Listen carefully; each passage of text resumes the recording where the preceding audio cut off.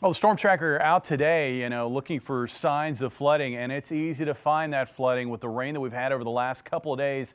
Of course, you can see they're in rural Dallas County right now. I'm sure on their way to the next location. We've seen over 3 inches of rainfall in Springfield. Remember, we went into this with a 4-inch rainfall deficit, so we've just about erased that, and we've got many more opportunities for rain over the days to come.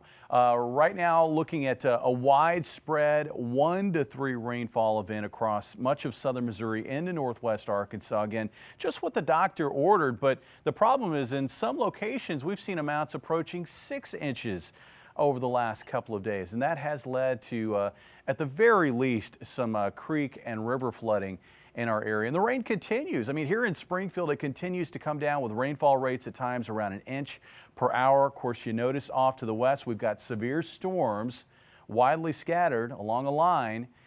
This particular storm tornado warned, and that tornado warning has been extended east into Bourbon County in southeast Kansas, west of Nevada.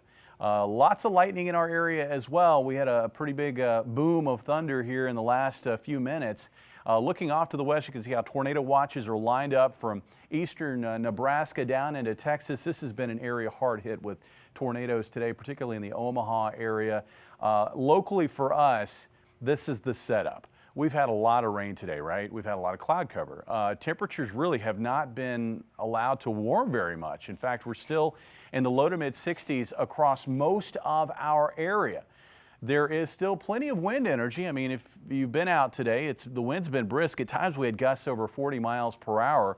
That low-level jet remains in play over the area. That's what's been really generating the almost nonstop waves of showers and thunderstorms in our area, and it continues to do so. But it's also benefiting us because it's keeping our area rain cooled, and that is having an impact on severe weather potential. It is limiting the severe weather potential locally in our area. Just to the west, near this dry line, we've got higher instability. That's where the severe storms to our west fired up. And as they move east into this more stable air mass here in Missouri, and also northwest Arkansas, I do expect them to gradually fade. Now the question is, how quickly does that happen?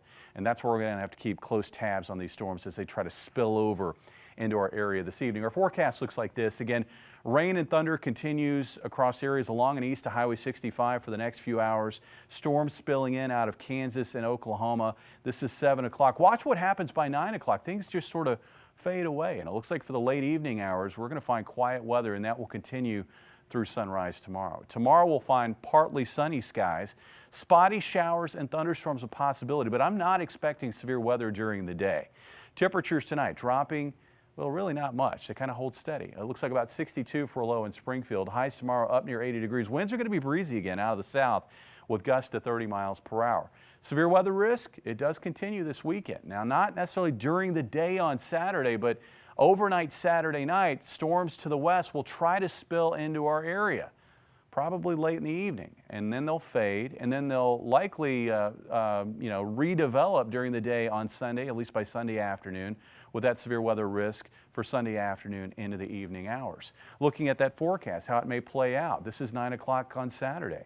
This is taking you through midnight. Storms again trying to work in from the west, and then they kind of overspread the area, wind down, and then try to flare back up again later in the day, and that'll spill over into the evening. Here's something I'm going to watch for Sunday. It could be very much like today where we have clouds, showers, and storms throughout the day. That limits temperatures. That will limit the severe weather potential to some extent on Sunday. Once we get past the weekend, we'll have a few days to dry out. Bailey? All right, thank you, Jamie. A reminder tonight to download our Color 10 weather app. There you can check out our live interactive radar, get on-the-spot updates from our team of meteorologists, and check current conditions in your area, including when severe weather is expected to roll through.